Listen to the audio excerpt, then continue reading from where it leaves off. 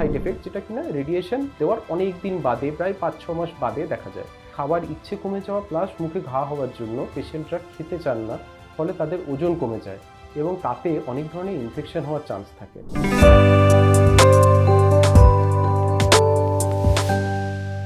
নমস্কার, welcome to ডাক্তারবাবু YouTube channel. আমি ডক্টর পলাশ দে, কনসালটেন্ট রেডিয়েশন অঙ্কোলজিস্ট। আজকে আমাদের আলোচনার বিষয়বস্তু হলো যে রেডিয়েশনের পার্শ্ব প্রতিক্রিয়া কী কী আছে।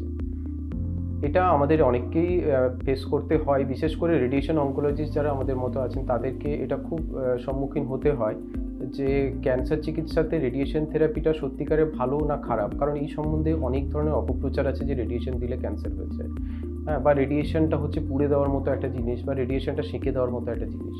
তো এই ধরনের মিথ বা অপপ্রচার থাকার জন্য অনেকে ভাবেন যে রেডিয়েশন দিলে বোধহয় তার সাইড এফেক্ট সাংঘাতিক। একটা জিনিস বলে রাখা ভালো যে পৃথিবীতে এরকম কোনো জিনিস নেই যার এফেক্ট আছে অথচ সাইড এফেক্ট নেই। মানে যে জিনিসের এফেক্ট থাকবে তার সাইড এফেক্টও থাকবে, এটাই খুব স্বাভাবিক। তো রেডিয়েশনের সাইড এফেক্ট হয় না, একদম নয়। কিন্তু রেডিয়েশন মানে হিরোশিমা নাগাসাকিতে বোম ফেলার মতো ব্যাপারটা নয়। হ্যাঁ, রেডিয়েশন হচ্ছে খুব আমি আগেই বলেছিলাম যে এক্স রে দিয়ে একটা চিকিৎসা, যেটা হচ্ছে একদম সব থেকে পেনলেস চিকিৎসা যদি কিছু হয়ে থাকে ক্যান্সারের, সেটা হলো রেডিয়েশন দিয়ে চিকিৎসা। তার সাইড এফেক্টগুলো একদম অবহেলা করার মতো নয়, কিন্তু এতটা গুরুত্বপূর্ণ নয় যে তার বেনিফিটটা নেওয়া যাবে না। তো আমরা একবার শুনে নিই যে কী কী সাইড এফেক্ট হতে পারে। তো দুভাগে আমরা নর্মালি ভাগ করি। একটা সাইড এফেক্ট রেডিয়েশন চলাকালীন হয় বা রেডিয়েশন দেওয়ার খুব কম সময়ের মধ্যে হয়। আরেকটা সাইড এফেক্ট যেটা কিনা রেডিয়েশন দেওয়ার অনেক দিন বাদে, প্রায় 5-6 মাস বাদে দেখা যায়। তো যেগুলো রেডিয়েশন চলার সময় ইউজুয়ালি হয় সেগুলো হচ্ছে সিস্টেম টু সিস্টেম ডিপেন্ড করে। মানে ধরুন ব্রেন টিউমারে রেডিয়েশন দিলাম, তার এক ধরনের সাইড এফেক্ট।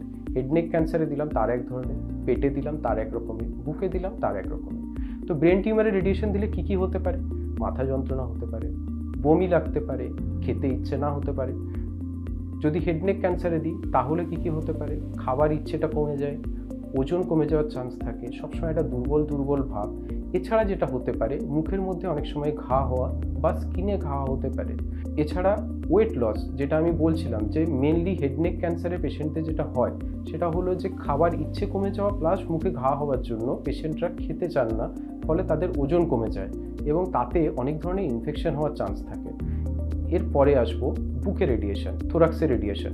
এটাতেও দেখা যায় যে অনেক সময় হচ্ছে খাবারের ইচ্ছে, ওয়েট লস, বমি পাওয়া, এইগুলো হচ্ছে থাকে। তো ওভারঅল রেডিয়েশনে আমরা সামগ্রিকভাবে যদি দেখি যে খাবারের ইচ্ছে কম হওয়া, ওজন কমে যাওয়া, ওজন খেতে না চাওয়া এবং মুখে রুচি না হওয়া এবং মাথা যন্ত্রণা, তার সাথে বমি ভাব, এগুলো সব কমনলি থাকে। কিন্তু একটা জিনিস আপনাদেরকে বলে রাখা শ্রেয় যে এখন আমরা উন্নত ধরনের চিকিৎসা পদ্ধতির মাধ্যমে রেডিয়েশনের পার্শ্ব প্রতিক্রিয়া অনেকখানি কমিয়ে ফেলতে পেরেছি। বিশেষ করে যেগুলো রেডিয়েশন চলাকালীন হয় সেগুলো তো আমরা ওষুধ দিয়ে এমনিই কন্ট্রোল করতে পারি বা রেডিয়েশন নেওয়ার সাথে সাথে 1 মাসের মধ্যে সেরে যায়। দূরের যে পার্শ্ব প্রতিক্রিয়াগুলো সেগুলো আমরা এখন আধুনিক রেডিয়েশন পদ্ধতির মাধ্যমে অনেকখানি কমিয়ে ফেলতে পেরেছি। এই ধরনের আলোচনা বা আধুনিক রেডিয়েশন আমরা কতটা কমাতে পেরেছি সেটা নিয়ে আমরা আসবো পরবর্তী আলোচনায়। আপনারা সঙ্গে থাকুন।